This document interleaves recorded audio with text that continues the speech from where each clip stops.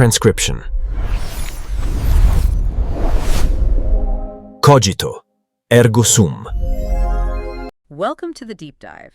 We're here to take apart complex historical ideas, find the absolute core insights, and rebuild them so you walk away really understanding them, not just knowing about them. And today, we are definitely opening up a big one. We're looking at a thinker whose work is just so fundamental to, well, how we think today, how science works, how modern philosophy even got started. He actually earned the title Father of Modern Philosophy. We're talking, of course, about René Descartes, born 1596. That title, Father of Modern Philosophy, it's accurate, definitely. But our sources really stress that, honestly, it's almost too narrow. Descartes was much more, he was, an early modern polymath. Right. A philosopher, yes, but what else? Well, he was a truly groundbreaking mathematician, a physicist trying to figure out universal laws, and crucially, a figure who completely shifted how science was done. Okay, so our mission for this deep dive is pretty specific. We're going right into the engine room, the core mechanism of his thought. We're dissecting his method of radical doubt. Yeah, and this is key, because when most people hear doubt, they think skepticism, maybe cynicism, or just getting stuck intellectually. Right, throwing your hands up. Exactly. Right. But Descartes, he used doubt completely differently. It was a tool, a really systematic, almost surgical method to achieve the absolute opposite of skepticism. He wanted unshakable certainty. A tool for certainty. I like that framing. That's what it was. So we're basically tracing the path he lays out in his famous meditations. We need to understand his context, who he was arguing against, these three escalating waves of doubt he uses. And how, after all that tearing down, he finds this one single truth that he believes can withstand absolutely any attack. Precisely. Our sources give us the biography we need, the intellectual battlefield, him versus medieval thought, and importantly, a pretty sophisticated look at his legacy.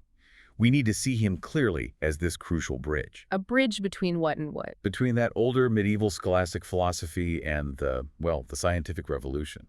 The modern world, really. Okay, that bridge concept feels central. So let's set the scene for you, the listener. Let's understand the person who lit this intellectual fire back in the 17th century. René Descartes, born in Le Hay, France. A town they actually renamed Descartes later on, which is, quite an honor. It definitely shows his impact. But beyond the birthplace, what shaped his mind early on? Where did this huge intellectual drive come from? Well, a big part of it was getting literally the best education you could get back then. Yeah. He went to the Jesuit college at La Flèche. And that wasn't just any school. No, not at all. Descartes himself called it one of the finest schools in Europe. And the crucial thing is, this meant he got a really deep, comprehensive grounding in the whole established system. The classical tradition, yes, but very specifically, Scholasticism. Scholasticism, that's the medieval system, mixing Aristotle with Christian thought. Primarily, yes. Think Thomas Aquinas.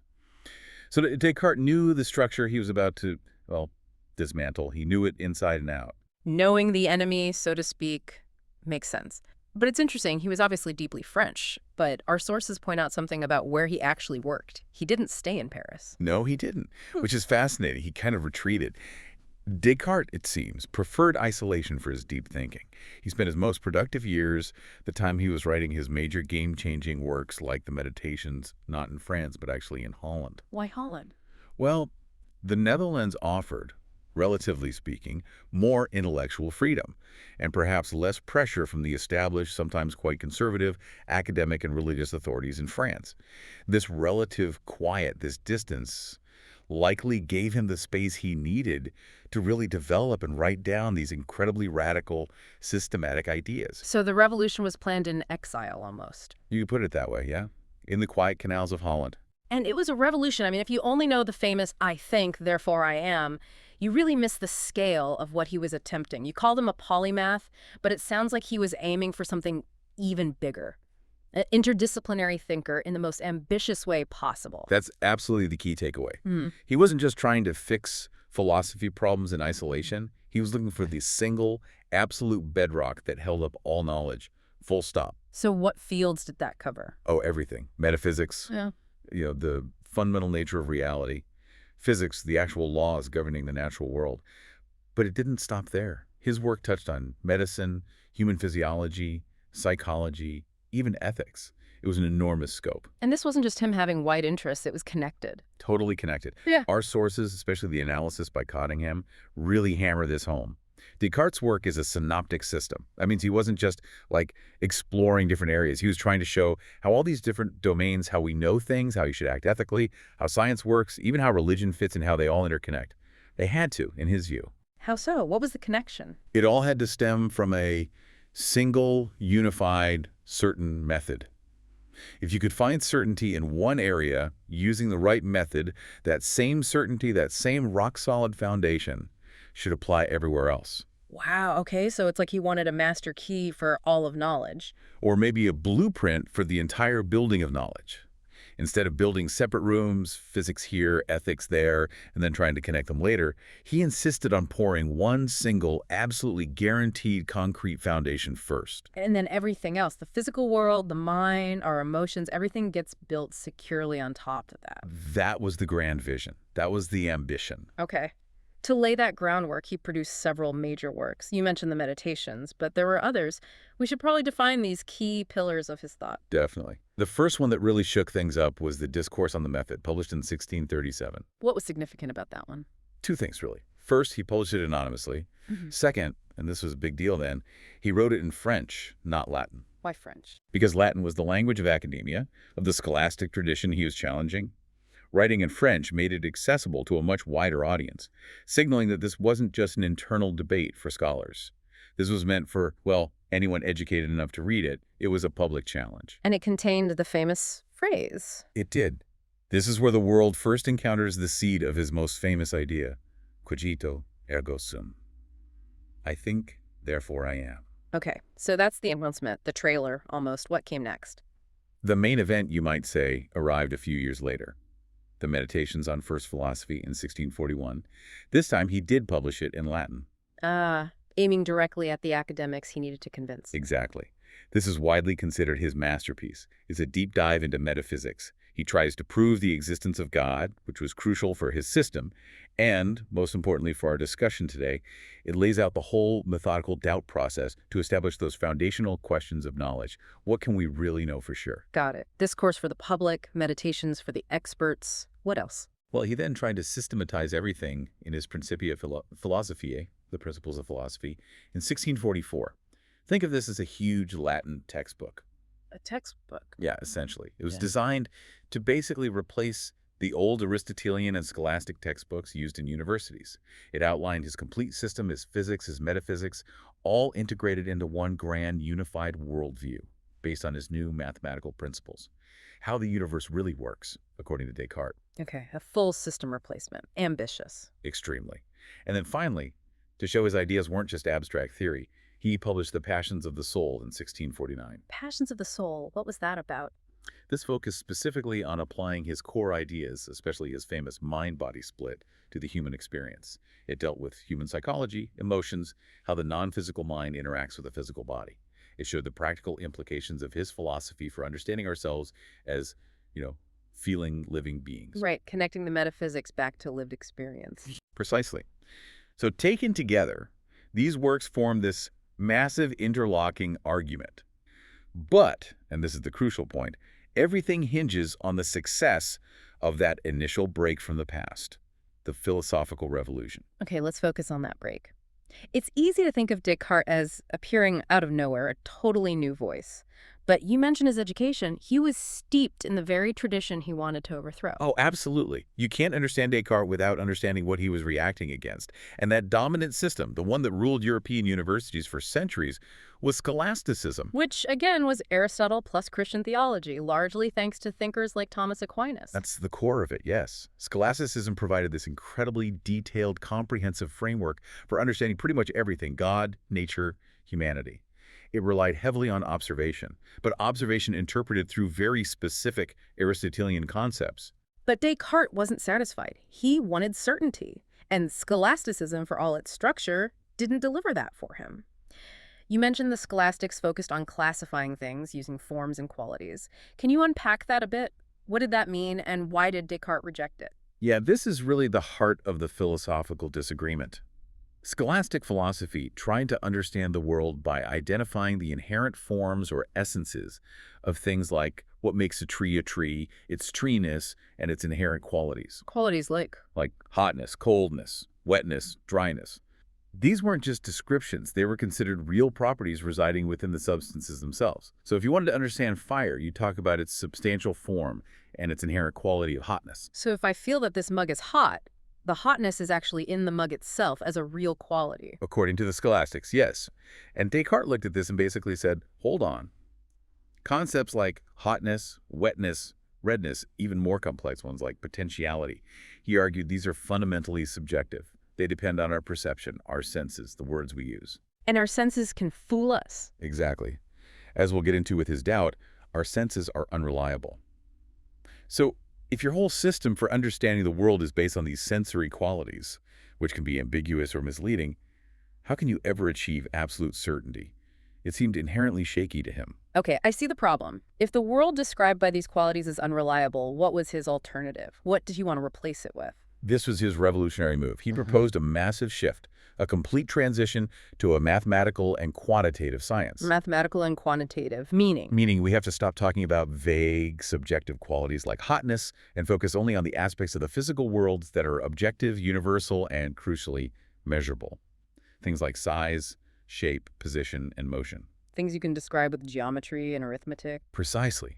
For Descartes, the physical world fundamentally boils down to matter in motion. Tiny particles interacting according to mathematical laws. Everything else, color, heat, sound, those are secondary effects, sensations produced in us by these interactions. So wait, go back to the fire example. For Descartes, the fire doesn't have hotness. Not as an inherent quality, no. Instead, the fire consists of tiny particles moving very rapidly.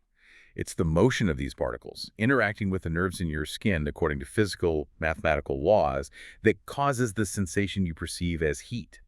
The heat isn't in the fire, it's a result of the measurable interaction. Wow. Okay, that is a fundamental shift. It's taking the perceived qualities out of the world and putting them into the observer, leaving the world itself as just measurable stuff moving around. You got it.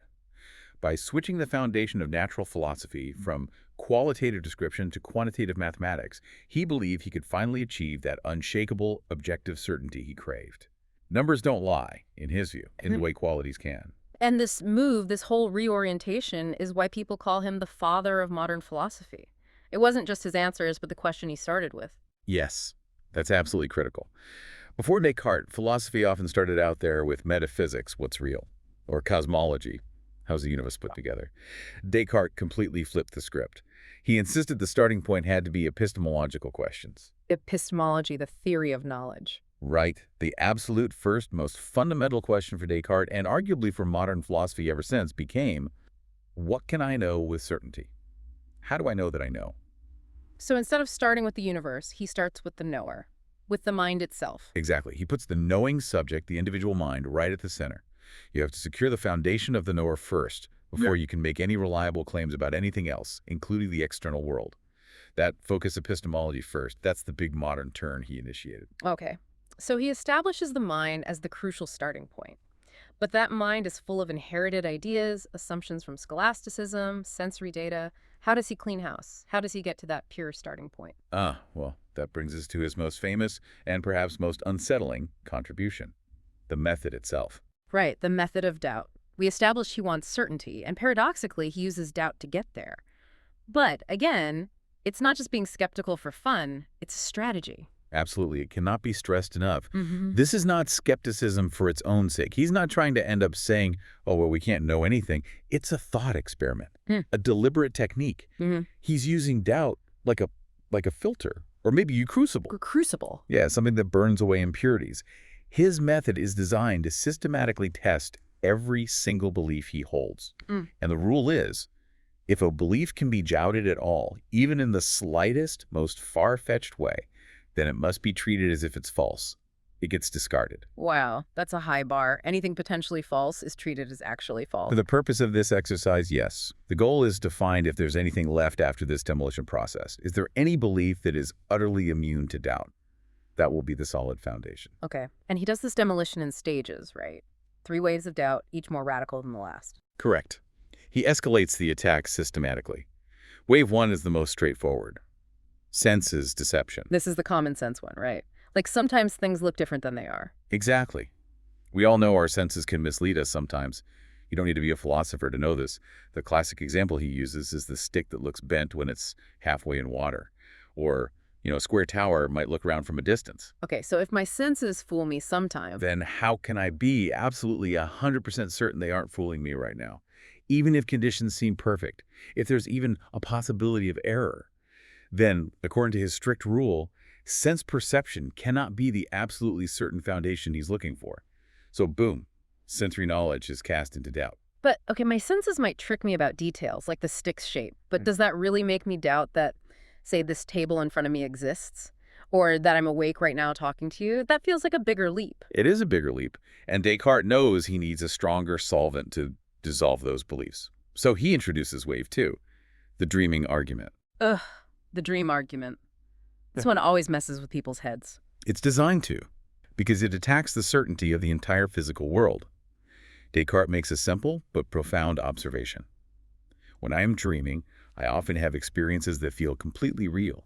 I feel sensations, I see people, I interact with objects. I am utterly convinced, while dreaming, that I am awake. Ah, yeah, we've all had those vivid dreams. Right, so the devastating question follows. If I have been completely convinced I was awake while dreaming, then how can I, right now, point to any definitive sign, any foolproof test that proves I am not dreaming at this very moment? What sign could there be? Everything I experience now, the feeling of the chair, the sound of my voice, I could theoretically experience in a sufficiently realistic dream. Precisely. He challenges you. Find one single criterion that exists only in waking life and never in a dream. And he argues, convincingly I think, that there is no such certain mark. Since you can't be absolutely sure you're not dreaming, you must therefore suspend belief in the existence of your own body, this room, the entire external physical world. Whoa. Okay, so wave 1 doubts specific sense data. Wave 2 doubts the entire physical reality. That's intense. What could possibly be left to doubt? Well, even if I'm dreaming, or even if the physical world isn't real, some things might still seem certain, right? Like abstract truths. 2 + 3 = 5. That seems true whether I'm awake or dreaming. Mathematical truths, logical truths.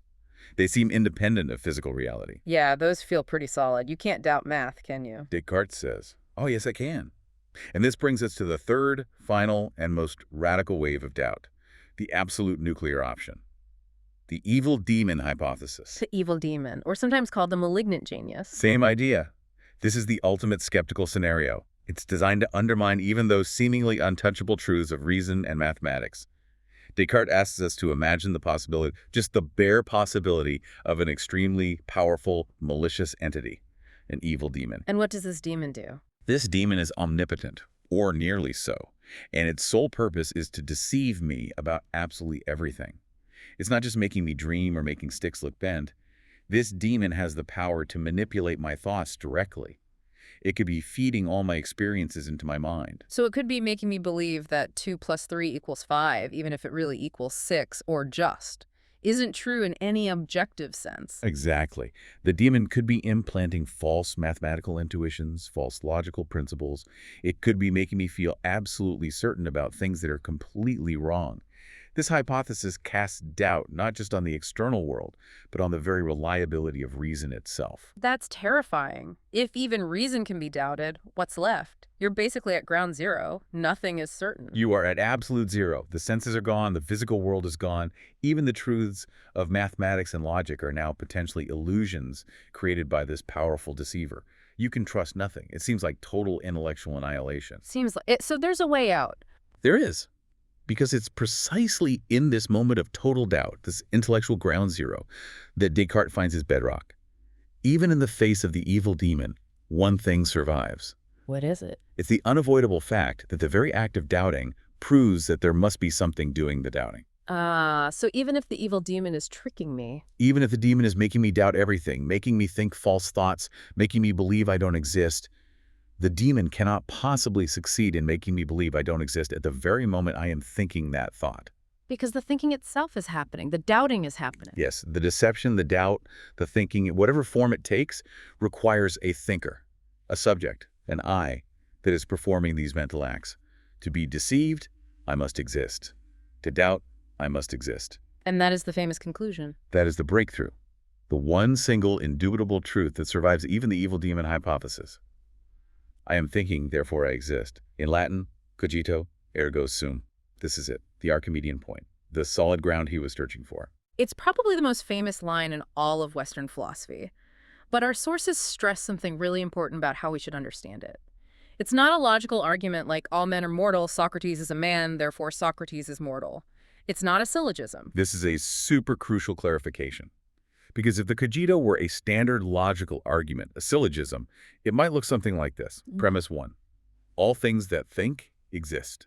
Premise 2, I am thinking. Conclusion, therefore I exist. Okay, that looks logical. What's the problem? The problem is that premise 1, all things that think exist, is a general, universal statement. But Descartes has just finished using the evil demon to cast doubt on all general, abstract truths, including the laws of logic that would support such a premise. Ah, right. So if he relied on that premise, he'd be assuming something he hasn't proven yet. It would be circular. Exactly. He'd be pulling himself up by his own bootstraps, using a principle whose certainty is still under suspicion from the demon. So instead, the Cogito isn't presented as deduction from a general rule. It's understood as an immediate, intuitive awareness. An intuition, like a gut feeling. Not quite gut feeling, more like a direct intellectual perception. A self-evident truth grasped in the very act of performing it. When I try to doubt my own existence, I simultaneously perform an act of thinking, and in that very performance, I directly apprehend my own existence as the performer. It's self-verifying. So the act of thinking is the proof of existence experienced directly in that moment? Yes. It's not, I deduce from the general principle about thinking things that I exist. It's more like, wow, in this very act of doubting thinking, here I am existing. It's an instantaneous realization. And what does this realization tell him about what he is, fundamentally? In that moment of the Cogito, what he knows for sure is that he exists as a thinking thing, a res cogitans in his Latin, a mind, a consciousness. That's the first absolutely certain piece of knowledge. Before he proves he has a body, or that the sun exists, or that math is reliable, he knows he exists as a mind. Okay, that's the bedrock. But there's a fascinating, almost unsettling aspect to this that the analysis highlights. This idea of the flickering certainty. What does that mean? Well, if the certainty of the Cogito comes from the act of thinking, from that immediate awareness in the moment, then the certainty only holds while you are actively thinking or aware. So it's not I exist, period, permanently. No, the strict conclusion of the Cogito, taken in isolation, is more like, I exist during the time that I am thinking. It's a certainty guaranteed only moment by moment, contingent on the continuation of conscious thought. What happens if conscious thought stops? Like deep, dreamless sleep, or being knocked unconscious? According to the strict logic of the Cogito itself, the guarantee vanishes in that moment. If there is no thinking, no awareness, then the self-verifying performance isn't happening, and the certainty derived from that performance lapses. It flickers on only when the light of consciousness is on. Wow. So the foundation of knowledge, this great certainty, is actually kind of fragile, dependent on continuous mental activity. It is, in a way. It fundamentally defines the I, not as a stable substance like a rock, but as an activity, the activity of thinking.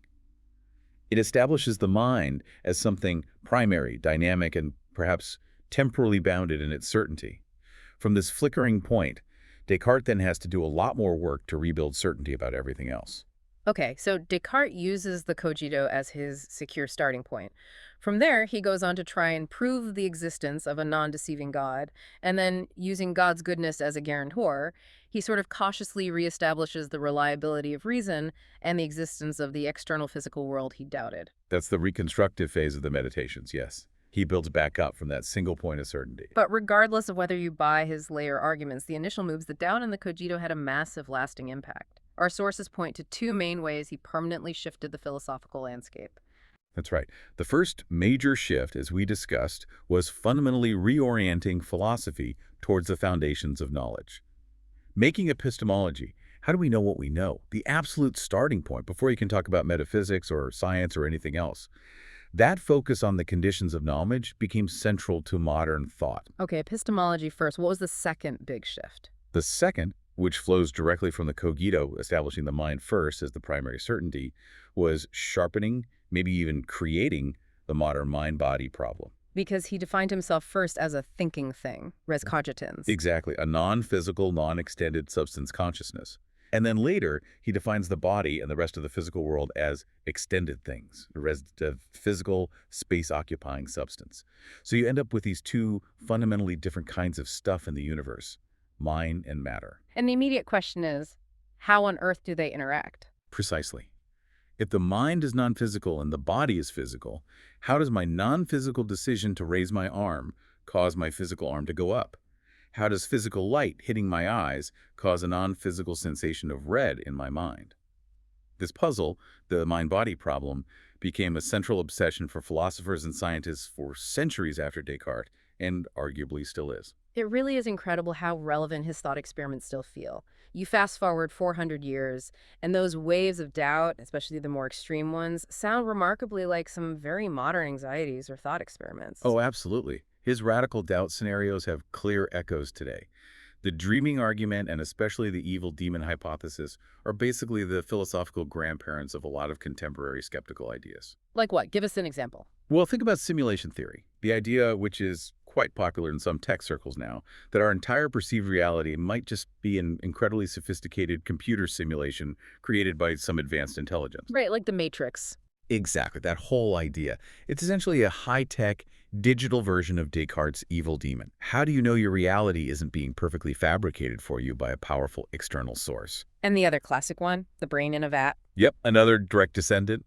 The philosophical puzzle where you imagine your brain has been removed from your body and is being kept alive in a laboratory vat, hooked up to a supercomputer, feeding it electrical signals that perfectly mimic the experience of living a normal life. How would you know you weren't just a brain in a vat? You arguably couldn't. Yeah. And that core question, how do I know my perceptions aren't systematically manipulated? That's pure Descartes. He gave us the fundamental structure for thinking through these ultimate skeptical nightmares. It's a powerful legacy.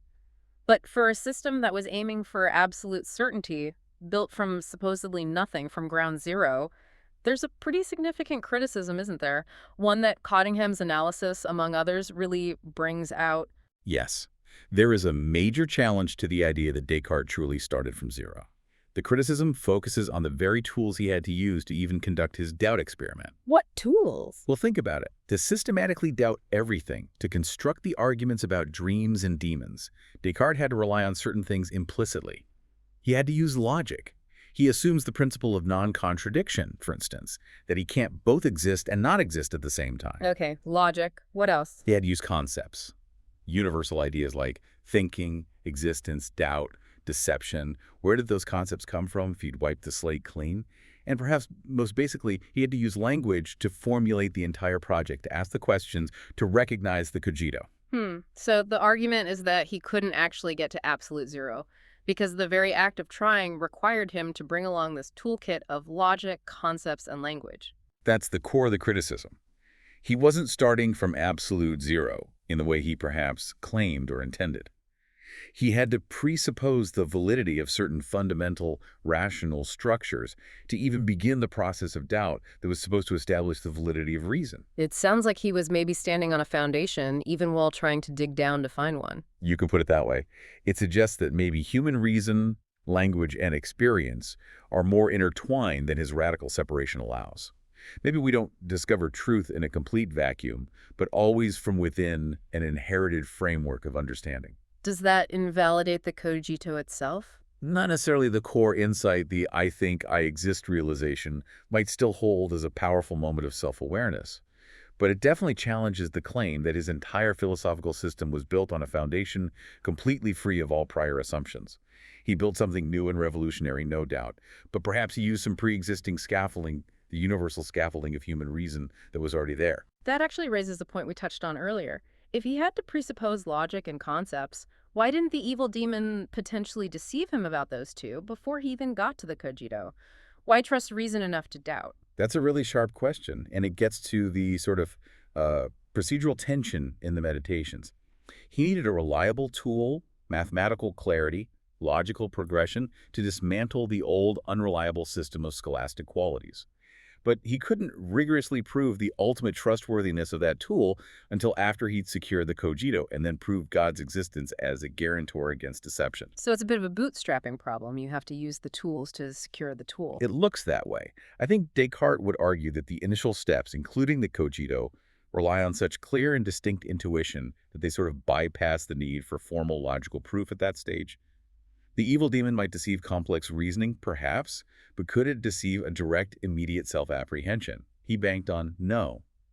But as we said, the critics argue that even intuition isn't performed in a vacuum. It relies on concepts and logic. It remains a point of debate. #outro. Well, this has been a fascinating dive. Descartes really emerges not just as a philosopher, but as this pivotal figure who fundamentally reset the agenda for Western thought. He truly was that vital bridge. He really was. He took the intellectual rigor he inherited from medieval thought, but completely redirected its energy towards the methods of mathematics and the new sciences, insisting, above all, that we first had to secure the foundations of our own knowledge within ourselves. And that foundation, the Cogito, I think, therefore I exist, even with the criticisms and nuances, it just remains one of history's most striking insights into consciousness and self-awareness. That pinpoint of certainty carved out of the most extreme doubt imaginable. It anchors everything back to the individual thinking mind, which, appropriately enough, leads us to the provocative final thought we wanted to leave you, the listener, with. Right. If Descartes is correct that the certainty of your own existence is, in that fundamental Cogito moment, a flickering certainty guaranteed only while you are actively thinking, consciously aware. Then what does that imply about the status of everything else? The universe, other people. During those moments when your consciousness, the only thing you know for absolute sure, might be suspended, say, in deep, dreamless sleep. If the guarantee only holds while you're thinking, does the guarantee for the rest of reality conceptually disappear for you when you're not? It pushes you to consider just how central, maybe even how fragile your own individual consciousness is as the anchor point for experiencing reality at all. Is the universe on if the observer is off? Descartes' method forces you to confront the radical priority and perhaps the radical solitude of the thinking self. A very deep thought to end on indeed. Thanks for joining us for this deep dive into Descartes and his relentless quest for certainty.